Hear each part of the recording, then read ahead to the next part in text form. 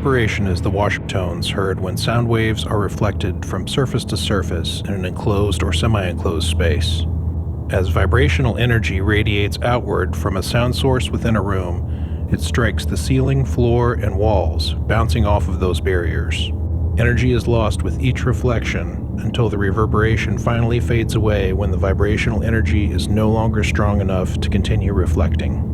The listener will first hear the direct sound from the sound source, since the direct line of travel is always the shortest distance. The bouncing echoes will then be heard arriving across a range of time, depending upon the paths taken by each reflected wave. Since the times of arrival vary, along with differing volumes and frequency content, the indistinct washy sound that characterizes reverberations is created as the echoes obscure each other, blurring together into an indistinct tonal wash.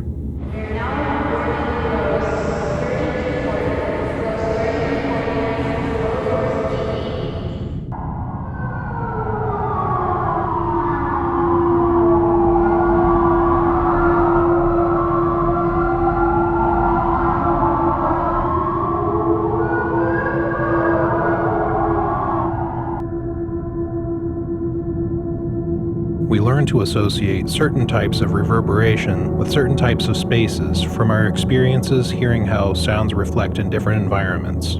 Most reverberations will take longer to arrive to a listener in larger and taller rooms because of the greater distance between reflecting surfaces and the consistent speed at which sound travels. In small rooms, reflections may be perceived almost instantaneously with the source due to the shorter travel distances of the reflections. Softer materials or textured materials with more surface area will absorb more energy with each reflection, resulting in shorter decay times and significant loss of high-end frequencies. Harder materials like glass, metal, and ceramic tile will absorb less energy with each reflection, resulting in longer decay times. More high frequencies will be retained as the sound bounces around, resulting in a brighter sounding reverberation, as heard when one sings in the shower.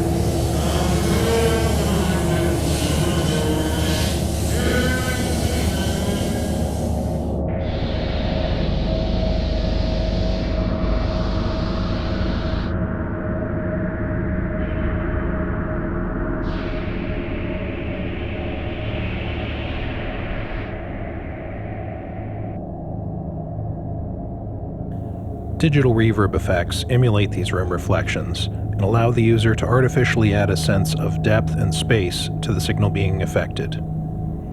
Digital reverb is one of the most common digital effects and is built into many types of music equipment. It can commonly be found in guitar and keyboard amplifiers, drum machines, mixers, multi-effect floor units, amp modelers, samplers, digital pianos, electronic organs, and synthesizer workstations. Every modern computer-based recording platform includes reverb effects. Many models of stomp box pedals, tabletop and rack-mounted studio processors, and software plugins are dedicated exclusively to creating reverb effects. Reverb effects can reproduce the sound of reverberations in spaces from the size of small rooms all the way up to concert halls, arenas, and even canyons and cave systems. The simplest digital reverb implementations, seen on many guitar amplifiers and some entry-level mixers, simply offer a volume control to balance the desired level of reverb with the original signal. Some may offer a choice of reverb types, but no controls for dialing in a specific reverb sound. Programmable digital reverbs allow control over the room size, decay time, and tone color of the emulated reflections, in addition to the relative volume of the reverb effect to the direct signal. Reverb processors intended for studio use allow the device to output the reverb effect without the presence of the original signal, so that they can be independently processed and mixed together further down the signal chain. Programmability allows the user to tailor the space and depth that they wish the listener to imagine appearing around the original sound, placing the voice, instrument, or other sound into a virtual sonic sound space.